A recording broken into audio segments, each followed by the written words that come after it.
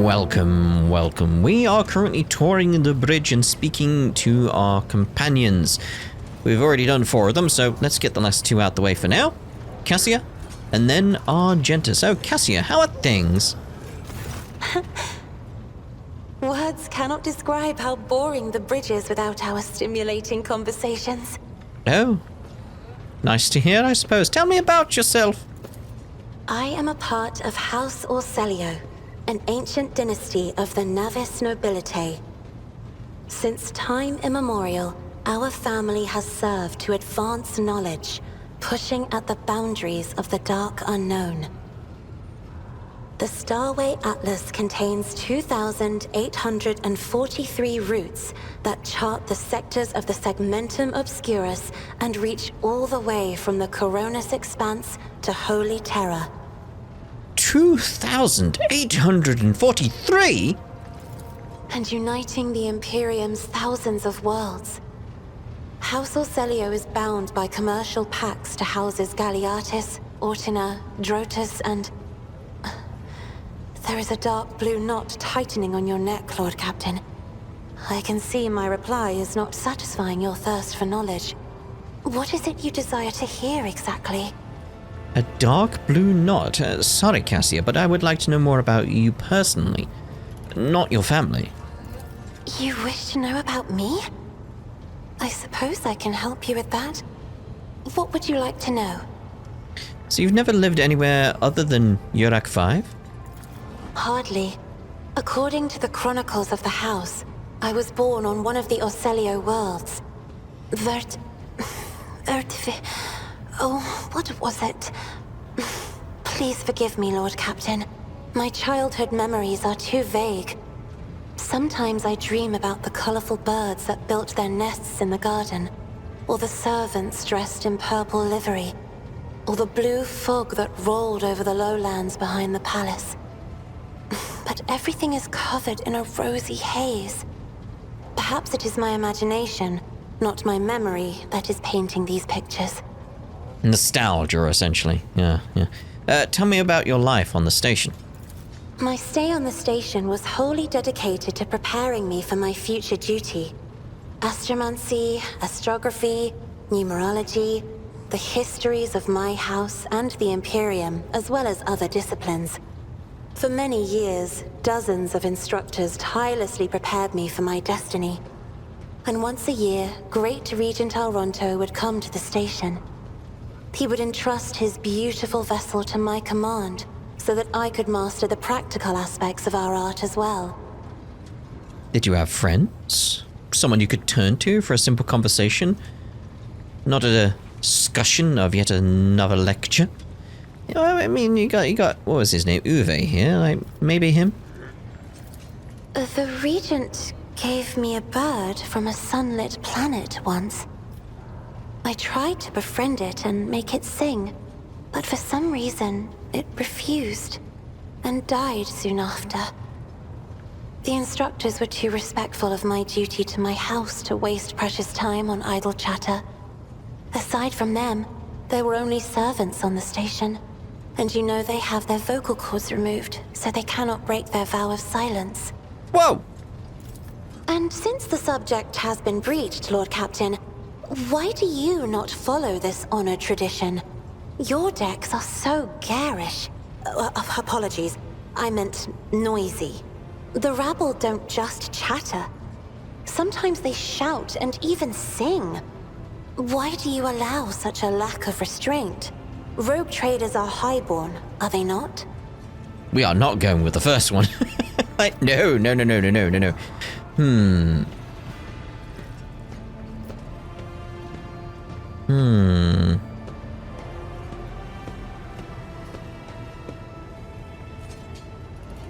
Yeah, a ruler cannot maim people just because it is in his power to do so. On the contrary, it is the duty of every ruler to look after his subjects. Your words sound amazingly blasphemous. If a ruler's duty dictates the need for violence, would dispensing it not be their responsibility? I will contemplate your answer in solitude. Oh, will you? All right, bye. Is that your third eye? do you always conceal it? The Navigator's open eye is baneful to whoever the warp's ruinous shine falls upon, and therefore it is the symbol of our power. We are the guiding stars of humanity, found worthy of an uncommon gift, and one of the duties that we bear is to guard our eye, even from wayward glances that may bear evil. Besides, I am aware that lesser servants of the Imperium may find our appearance repulsive. The Navigator gene twists the features the rabble are used to seeing, and the magnificence of our role cannot be grasped by their feeble minds. Torn between 1 and 3. On a more slightly neutral one with this. Like, 1 feels a bit too forward once again, so I'm thinking, like, you do not look repulsive, Cassia. Perhaps my appearance does not terrify you right now, but this will not always be so. The Navigator gene is unstable. My body is going to change over time. And only the God Emperor knows exactly how.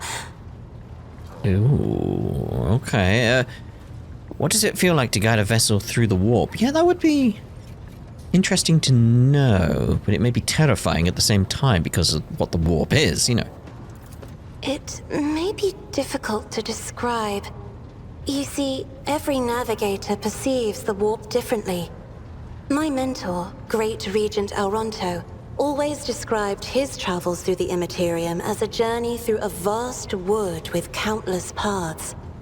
And I, assisting him in the first voyages, futilely tried to follow his example. But the wood would not reveal itself to me. But everything changed when I found my own key to this mystery. You see, I've always brightened up my rare moments of leisure time by painting. You may recall there was a workshop in my chambers.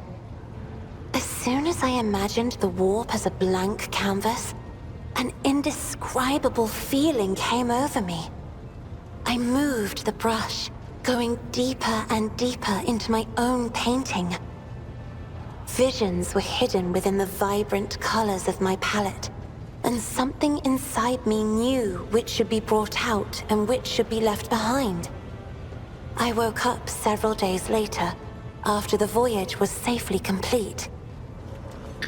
I have noticed that your love of painting is reflected in your speech as well. Yeah, a lot of the words she uses are very much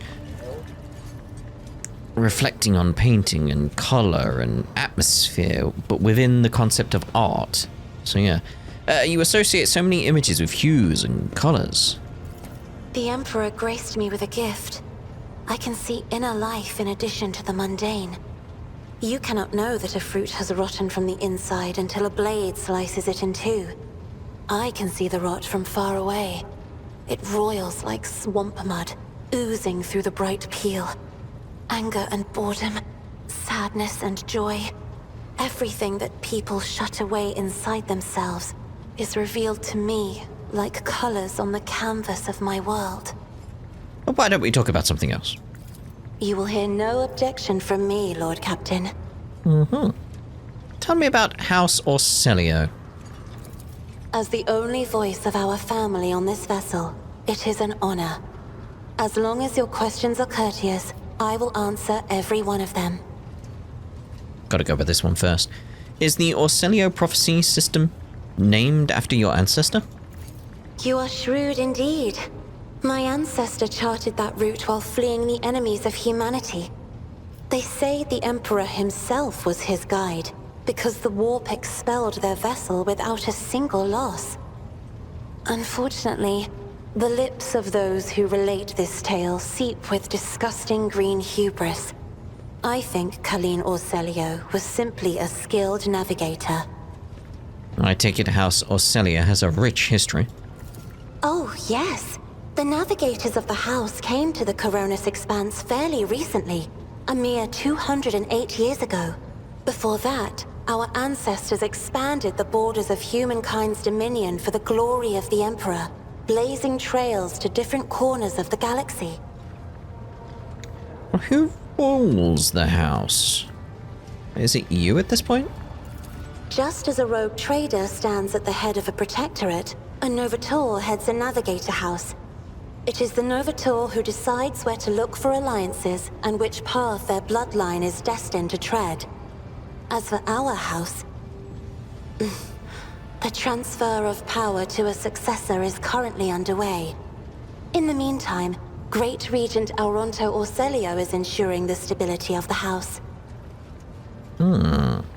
You lived in seclusion on a closed station until Felic committed his sabotage. So then you must be the Novator's successor. So says Regent Auronto. Nothing is decided yet. Some people in the house become enshrouded in rolling grey clouds at the thought of me becoming the Novator.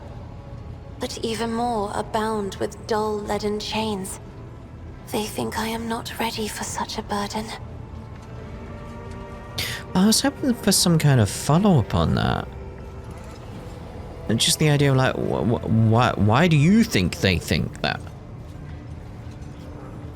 Because I feel like that reflects her thoughts on the matter more than theirs. With your permission, I would like to talk about something else. By all means. What is your special sight reveal? Sister Argenta shines like a guiding star, inspiring resolve in those around her, seemingly inexplicably.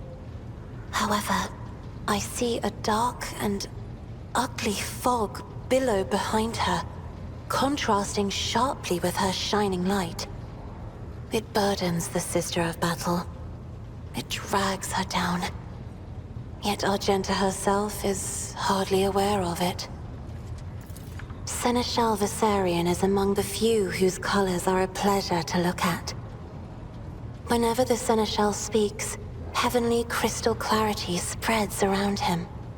And whenever he is angered, dark blue clouds condense over him. And in his rare moments of joy, a pure gleam of sunset pink caresses the souls of those near him. Out of your entire retinue, Lord Captain, he is the only one I would trust with my life. I feel like there should be an option here where it would be like, do you not trust me? But no.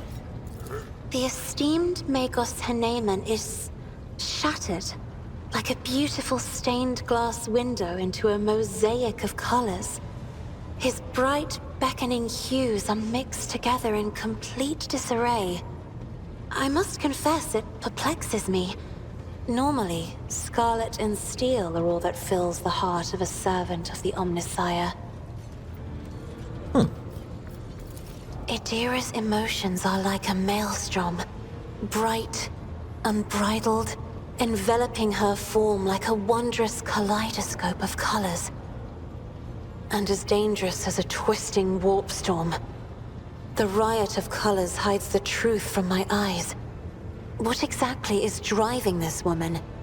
Is it her own will, or is it the Immaterium, Lord Captain? Yeah, sort of echoing my thoughts, really, on that. It's like, what about this door? What's behind the door? What is driving you? Is it really you who's making these choices in your life? Or whatever is behind the door, you know, it's worrying. Okay, no voice on that one. Cabela is bathed in crimson as bright as fresh blood, and its sight is all the more striking in the embrace of impenetrable darkness. And yet there is no malice in these heavy shadows. They are impartial, morose, uncompromising, and ever consuming what weak flashes of other colors there may appear. This is where I must beg my leave. I have enjoyed your company. Thank you for the conversation. Oh, no, thank you. Right, Argenta, how you doing? Greetings. Tell me about the Adepta Sororitas. Gladly. There are none more faithful to the God Emperor than my sisters. We fight against his enemies by the will of the Holy Ecclesiarchy. I beg your pardon, rogue trader. Here I am talking about what every lesser noble in the Imperium knows. So what exactly are you interested in hearing about? No, I need it all in depth, thank you very much. Go for it.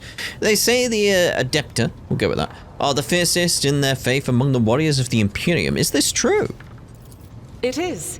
The Sisters of Battle are a fire lit by the God Emperor. They are the echo of his voice that travels through the dark expanses of the universe. We bring his wrath to heretics, mutants, and other enemies of humanity. We protect the faithful from the unholy and unhallowed. Sometimes with words, more often than not with a bolter. Yeah, I imagine that, yeah. Are all sisters truly as faultless as you say? Even the novices of the Adepta Sororitas are drawn from among the most worthy. Those who have taken the vows and become a full-fledged sister are the best of the best, tested by trials of body and spirit. Yes, there have been cases when a sister stumbled or showed weakness, but do not expect to hear a story of depravity or downfall from me. Oh no, I would think nothing of it. Each such occurrence is a great tragedy for us all. Light cannot bear the smallest speck of darkness within. And thus those who have trespassed or shown weakness of spirit are given a chance at redemption. They are called Sisters Repentia, and may the enemy tremble before her, for nothing can stop a sister of battle who yearns to be cleansed of fault and weakness. Wearing nothing but robes, no armor, eviscerator in hand, those sisters who have once faltered find repentance on the battlefield. Their lives are seldom long, but a death in the name of purgation is a better fate than to live with a shadow in one's soul. Oh. I didn't expect that. What order are you from? Once I had completed my novitiate, I was sent to the Calixian branch of the Order of Our Martyred Lady, assigned to the Order's Pronatus. The Order's mission is vital and noble. The Sisters Pronatus protect great relics of the Imperium. We guard them, preserve them, escort them when they are brought onto the battlefield or presented for pilgrims to venerate. And we seek out the relics that have been lost. Neither a coven of heretics nor the most wicked death world can deter Sisters Pronatus when their goal is to return a piece of the great legacy of the Imperium into the hands of the faithful. The Order Pronatus is not one of the Order's militant. And yet you are a trained fighter. Don't let the name deceive you.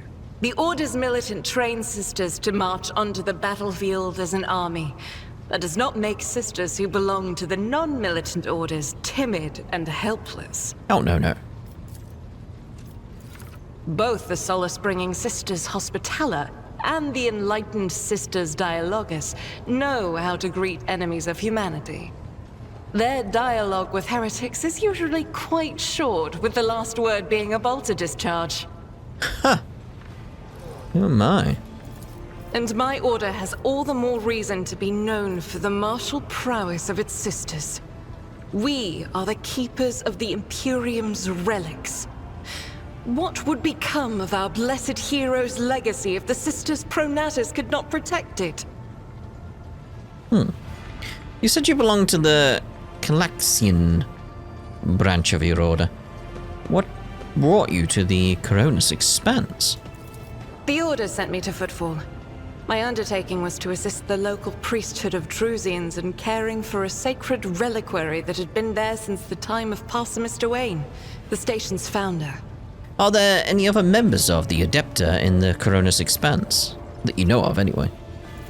None that I'm aware of, but the Sisterhood's orders are many, and can operate independently of one another, sending their sisters wherever their presence is needed as deemed by the Ecclesiarchy.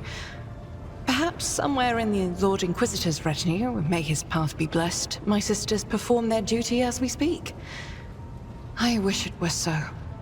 Even a single evening spent in joint prayer and training would bring me joy. Well, I have no more questions about the Sisterhood. Should any more arise, keeping them to yourself would be imprudent. It is a virtue to take an interest in holiness. Oh, quite. Well then, tell me about yourself. About me? I am the Emperor's daughter and his servant. What else is there to tell about me? Really, that was it? Okay. How did you end up on Theodora's ship? I first came here when I found myself in need of passage from Footfall to a remote planet. But I imagine what interests you is not that first journey, but rather what brought me aboard prior to the pirate attack. That story is complicated. It just so happened that I mean, I'm interested in why you needed passage from Footfall, but also what brought you aboard. Like, just the different elements, like maybe they're connected, maybe we'll just learn more about you. I made a mistake. In a moment of laxity, I was ambushed by the accursed followers of the archenemy. I was badly wounded. Lady Theodora came to my aid and brought me aboard her ship, while her crew attended to me in my weakened state. It all happened not too long ago. I'd barely recovered from my wounds when the pirates struck. Truly, the servants of evil know no rest. There is no place where we can be safe from their machinations. You said pirates, but the text says cultists. But you mentioned making a mistake. What was the mistake? It happens even to the best of us. My mistakes are my burden to bear. I'll find a way to atone for them. Oh. What happened to the people who wounded you? Did Theodora's men eliminate them? Sadly, they did not. Lady Theodora was in a hurry and chose not to stay on the planet. Her people took me to a ship while I was unconscious, and when I came to my senses, we were already flying away. How I pray to come face to face with those heretics once more, and it's bound to happen someday. Well, where did this happen? On one of the recently discovered planets in the Expanse. No one suspected that it had already been tainted by the filth of heresy. Had I known it beforehand, of course I would have been on my guard. Well, you do know we could go to the planet and deal with the Chaos Worshippers. The path to that planet was lost. All the knowledge is gone, along with the previous navigator. It would take immense effort and resources to rediscover the route. The heir to the von Valanci's protectorate must have plenty of other issues to deal with right now. Perhaps later, when the skies above our heads have cleared. Bah!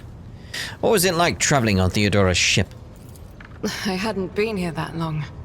Just one journey from Footfall, and the other journey, the majority of which I spent in the confines of the medbay. I can't tell you much about the first voyage. I was more focused on prayers and ruminations than on the people around me, or the journey itself. During the last journey, Seneschal Viserion stood out for me. He came by several times to ask about my health. He's an honorable man and a loyal servant of the Imperium.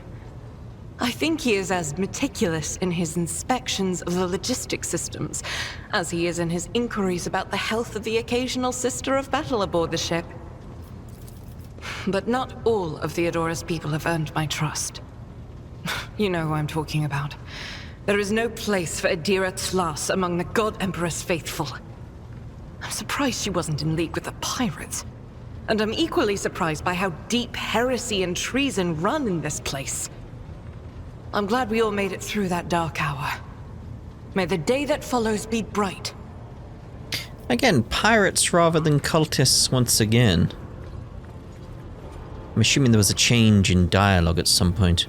Maybe a slight adjustment to the story or something like that. I don't have any more questions, thank you. As you wish. Yeah, we'll go with what is it that's keeping you in my retinue? This ship was targeted by heretical pirates.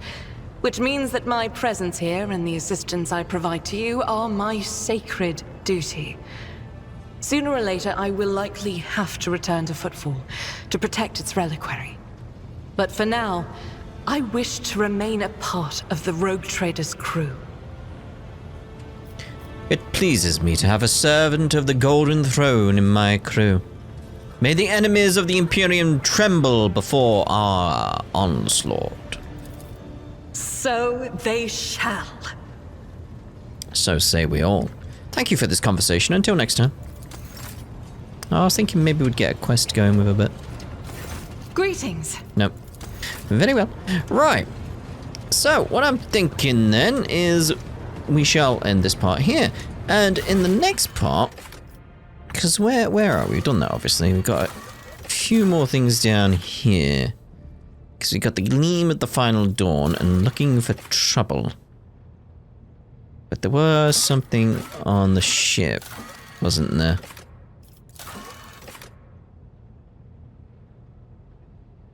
Oh, so yeah, we'd done that one. I was wondering, like, didn't she have a quest? Like, oh, we have done it by just speaking to her. Okay, fair enough.